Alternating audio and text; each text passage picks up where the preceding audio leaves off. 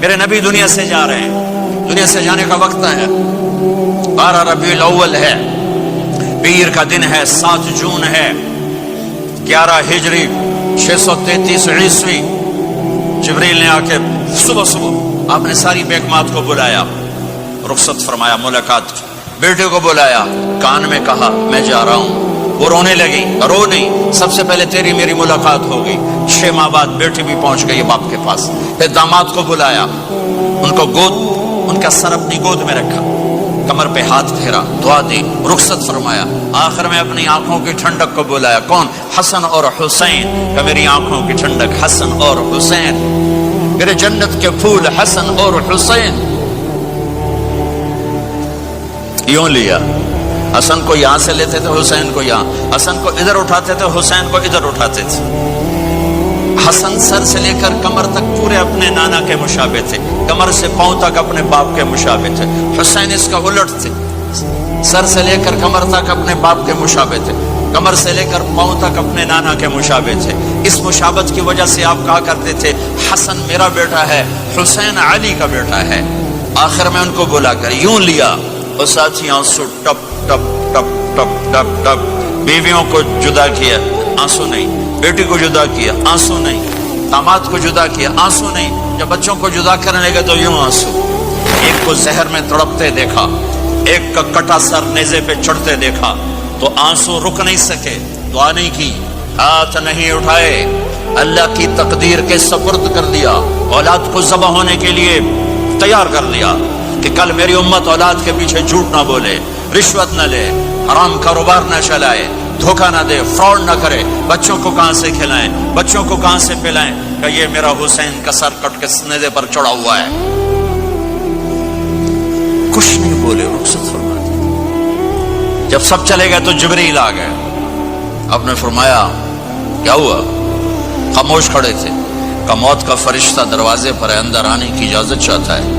اپنے نبی کا مقام دیکھو، موت بھی پوچھ کے آتی ہے۔ آپ نے کہا آ جائے، آپ کی اجازت پر ملک الموت اندر آئے۔ اسرائیل کا السلام علیکہ یا رسول اللہ، کہنے لگا آپ پہلی ہستی ہیں، میں سلام کر رہا ہوں، میں نے کبھی کسی کو سلام نہیں کیا۔ کہنے لگا آپ پہلی ہستی ہیں، اللہ نے فرمایا تھا پوچھ کے اندر جانا، بن پوچھے نہ جانا۔ پھر کہنے لگے آپ پہلی ہستی ہیں، اللہ نے فرمایا آنا چاہیں تو لے آنا، رہنا چاہیں تو چھوڑ کے آ جانا۔ یہ وہ دربار رسالت ہے جہاں موت بھی پوچھ کے آتی ہے۔ آپ نے فرمایا میں اجازت دے دوں میری جان نکالو گے؟ کہا جی نکالوں گا، نکالوں گا۔ آپ نے یوں جبریل کو دیکھا، کیا کہتے ہو؟ جاؤں یا رہ جاؤں؟ جبریل نے کہا اللہ آپ کی ملاقات کے شوق میں ہیں، فیصلہ آپ کریں گے۔ ہاں یہ بات سنانا چاہتا تھا اگلی۔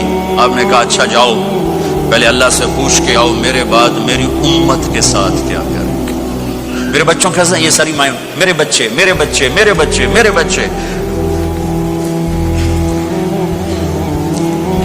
میرے نبی کو تو پتا تھا کہ یہ تڑپ تڑپ کے ایک زہر میں جائے گا اور ایک کا سر کٹ کے نیزے پہ چڑھے گا، کیوں نہیں ان کے لیے ہاتھ اٹھائے؟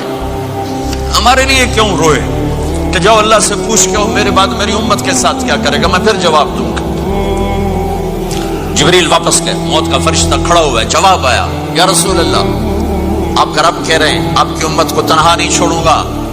مجھے میرے رب کی قسم جو سن رہا ہے جس نے ہمیں یہاں جمع کیا ہے، سنو میری بات غور سے، اگر میرے نبی یہ سوال نہ اٹھاتے تو آج میں اور آپ بھی بندر خنزیر میں بدل چکے ہوتے۔ میری اور رب کی کوئی رشتہ داری نہیں ہے۔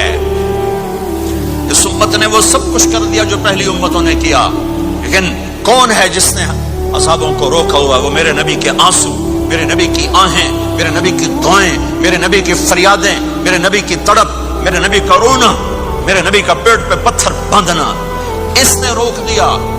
کوئی نبی جاتے ہوئے امت کے لیے نہیں رویا، واحد نبی ہیں جو جاتے ہوئے امت کے لیے روئے، میری امت میری امت میری امت۔ کوئی رابعہ بصری بعد میں آئیں گی، کوئی جنید بغدادی بعد میں آئیں گے، باغی بغاوت، اور پھر وہ روئیں اور پھر وہ تڑپیں اور پھر وہ دعائیں کریں، پھر وہ کہیں یا اللہ میری امت میری امت میری امت۔ ہائے ہائے، اور جب اجازت دیتی ملک الموت کو کہ جاؤ اللہ کی تقدیر کو پورا کرو، تو پھر بھی امت کو سبق دیا، اے میری امت الصلاۃ وما ملکت ایمانکم، ایک نماز نہ چھوڑنا، ایک میری امت کے کمزور لوگوں پہ رحم کرنا، نماز نہ چھوڑنا، کمزوروں پہ رحم کرنا، نماز نہ چھوڑنا، کمزوروں پہ رحم کرنا۔